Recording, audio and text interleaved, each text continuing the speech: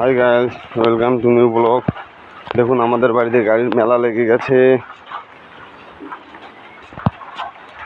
তো গাইস যাচ্ছি আমি সকালে আমার ডিউটিতে।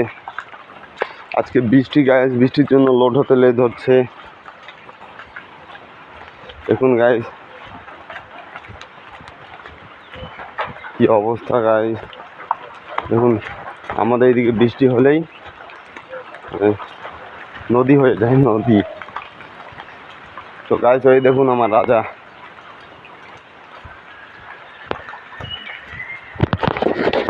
তো গাইস দেখা যাচ্ছে